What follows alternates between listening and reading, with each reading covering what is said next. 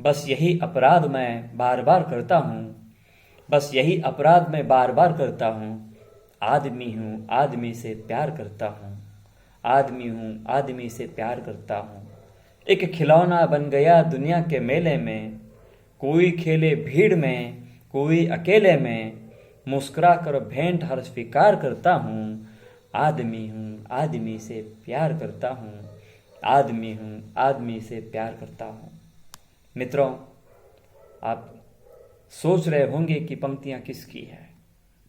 आज गोपाल दास सक्सेना नीरज जी की पुण्य स्मृति। आज ही के दिन उनका देहावसान हो गया। उन्हें अभिवादन करते हुए, उनके प्रति भावभीनी विनयाञ्जलि व्यक्त करते हुए मैं उनके संदर्भ में कुछ बातें आपके सामने कहना चाहता हूँ। गोपाल दास सक्सेना नीरज जी का जन्म 4 जनवरी 1925 को उत्तर प्रदेश के इटावा जिले में पुरावली नामक एक गांव है, वहाँ उनका जन्म हुआ।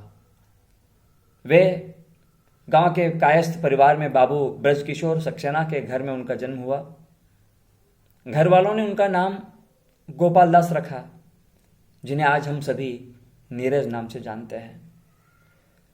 बात यह है, गोपाल दास जी 6 वर्ष के थे, उनके पिता की छत्र छाया चली गई।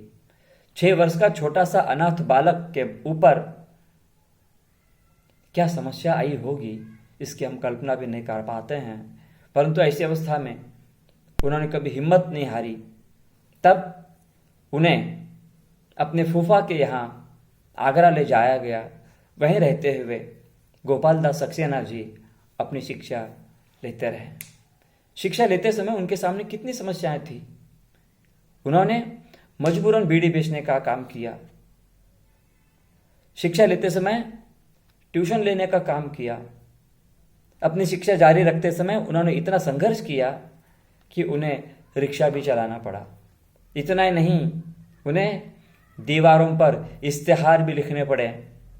फिल्मों के इश्तिहार लिखने वाले नीरज जी ने कभी स्वप्न में भी नहीं सोचा होगा कि एक दिन उनके गीत इश्तिहार के रूप में दीवारों पर लिखे जाएंगे। ऐसे नीरज जी जब पढ़ाई करते रहे, उन्होंने अपने जीवन में संघर्ष को बनाए रखा। अपनी शिक्षा पूरी होने के बाद, माने कि एमए शिक्षा पूर्ण करने के बाद नौकरी की खोज में जा रहे थे।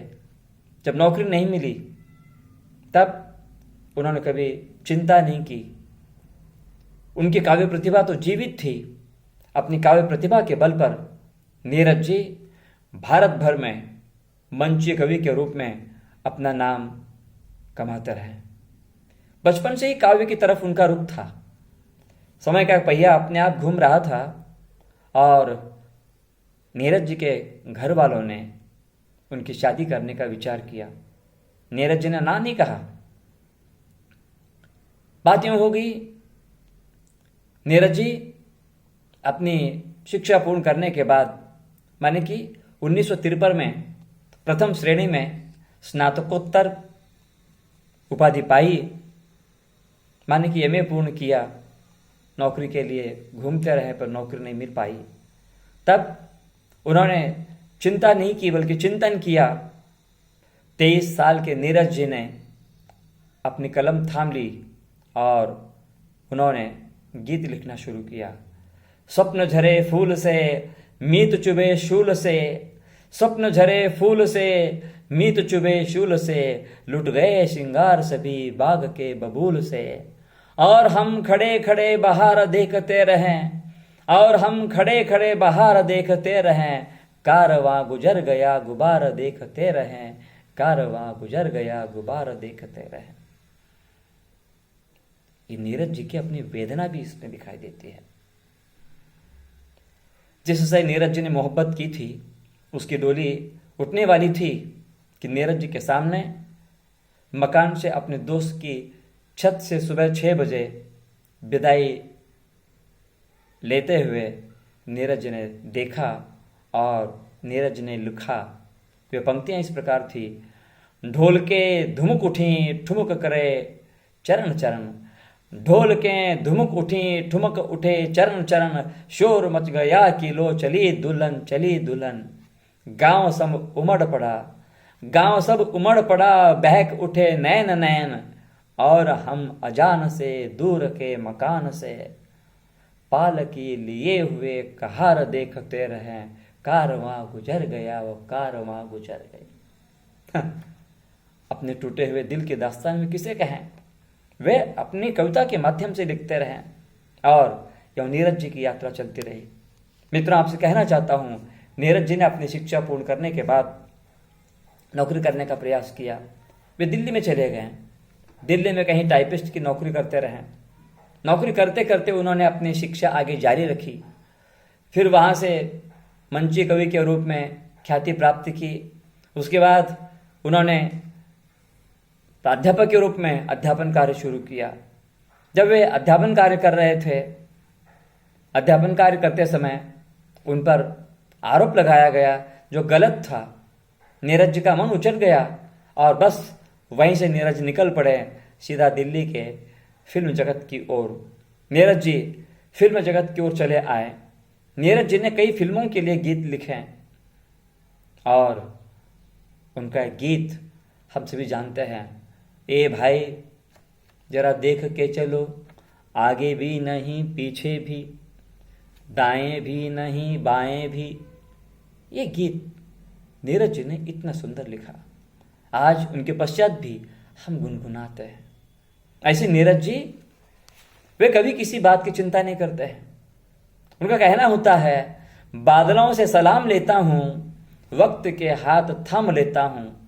अरे बादलों से सलाम लेता हूं, वक्त के हाथ थाम लेता हूं। मौत मर जाती है पल भर के लिए, अरे मौत भी मर जाती है पल भर के लिए, जब मैं हाथों में जाम लेता हूं, जब मैं हाथों में जाम लेता हूं। ऐसे नीरज जी रहे। नीरज जी के संदर्भ में अगर मैं कहूं, वे स्वयं अपने बारे में कहना चाहते हैं, इतने बदनाम हुए हम तो इस जमाने में, इतने बदनाम हुए हम तो इस जमाने में, लगेंगी आपको सदियां हमें भुलाने में। न पीने का सलीका न पिलाने का शौर, न पीने का सलीका न पिलाने का शौर। ऐसे भी लोग चले आते हैं इस मैखाने में, ऐसे भी लोग चले आते हैं इस मैखाने में। क्या बताऊं मैं आपको नीरज जी के बारे में। ये वे नीरज रहे जो यहाँ पर आदमी आदमियों के बीच, मनुष्य मनुष्य के बीच जो विद्रोह की भावना बढ़ रही है, धर्म जाति के नाम पर जो भेदभाव बढ़ रहा है, इस भेदभाव को दूर करने का विचार नीरज जी ने किया था। इसलिए नीरज जी धर्म, संप्रदाय, जाति के नाम पर राजनीति करना नहीं चाहते थे, बल्कि इन सभी को एकता के सूत्र में पिरोने का काम करते थे। इसलिए नीरज जी का कहना था, इसको भी अपनाता चल, उसको भी अपनाता चल, अरे इसको भी अपनाता चल, उसको भी अपनाता चल, राही हैं सब एक राह के, सब पर प्यार लुटाता चल। बिना प्यार के चले न कोई आंधी हो या पानी हो, बिना प्यार के चले न कोई आंधी हो या पानी हो। नई उम्र की चुनरी हो या कमरी फटी पुरानी हो। तपे प्रेम के लिए धरित्री, तपे प्रेम के लिए धरित्री, जले प्रेम के लिए दिया। कौन हृदय है नहीं प्रेम की, जिसने की दरबानी हो। इसको भी अपनाता चल, उसको भी अपनाता चल। मित्रों, ऐसे नीरज जी ने आगे चलकर यह भी कहा है, यहाँ कोई नहीं पराया है, सारी धरती बसेरा है। कोई नहीं पराया है, सारी धरती एक बसेरा है। इसकी सीमा पश्चिम में तो मन का पूरब डेरा है।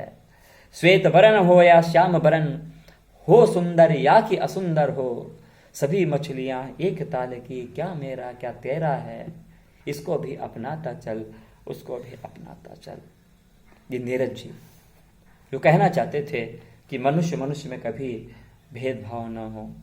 मित्रों, नीरज जी आप सभी जानते होंगे कि इतना महान व्यक्तित्व नीरज जी ने एक नहीं दो नहीं बल्कि कवि काव्य ग्रंथों की रचना उन्होंने की। आशावरी, विभावरी, प्राण गीत, नीरज की पाती, दीप फिर जलेगा, दर्द दिया है, दो गीत, तुम्हारे लिए बादल बरस गयो, जैसे कई काव्य रचनाओं का सृजन नीरज जी ने किया। एक और नीरज जी फिल्मों के लिए गीत लिखा करते थे, दूसरी ओर वे काव्य लिखा करते थे। हिंदी में उन्होंने फिल्मी दुनिया में गीतकार के रूप में ख्याति पाई, परंतु वहाँ भी उनका मन नहीं लग पाया, उचट गया। वहाँ से फिर वे अध्यापन क्षेत्र की ओर चल पड़े। ऐसे नीरज जी, जिन्होंने ऐसा एक भी क्षेत्र को नहीं छोड़ा जहाँ उन्होंने सामाजिक विसंगतियाँ देखी, धार्मिक विसंगतियाँ देखी, राजनीतिक विसंगतियाँ देखी, वहाँ उन्होंने अपनी कलम तेज चलाई है। वे कहना चाहते हैं, आदमी को आदमी बनाने के लिए, आदमी को आदमी बनाने के लिए जिंदगी में प्यार की कहानी चाहिए। आदमी को आदमी बनाने के लिए जिंदगी में प्यार की कहानी चाहिए। और कहने के लिए कहानी प्यार की, और कहने के लिए कहानी प्यार की, स्याही नहीं आंखों का पानी चाहिए, आंखों का पानी चाहिए। मैं क्या बताऊं आपको नीरज जी क्या कहना चाहते थे। इतनी सुंदर पंक्तियों के साथ नीरज जी ने हम सभी को राह दिखाई है। इतना ही नहीं, नीरज जी ने एक स्थान पर बहुत सुंदर पंक्तियां कही है। सुनी सुनी जिंदगी की राह है, सुनी सुनी जिंदगी की राह है, भटकी भटकी हर जगह नजर निगाह है। राह को संवार दो, निगाह को निखार दो, राह को संवार दो, निगाह को निखार दो।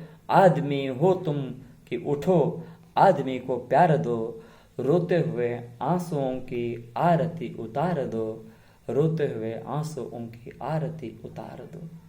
नीरज जी जहाँ किसी की वेदना देखा करते थे तो वे रो भी पड़ते थे।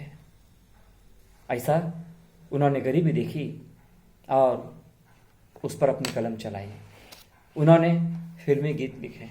इतना ही नहीं, नीरज जी ने प्रकृति का भी सुंदर वर्णन अपनी रचनाओं में करने का प्रयास किया है। बसंत को ऋतुओं का राजा कहा जाता है।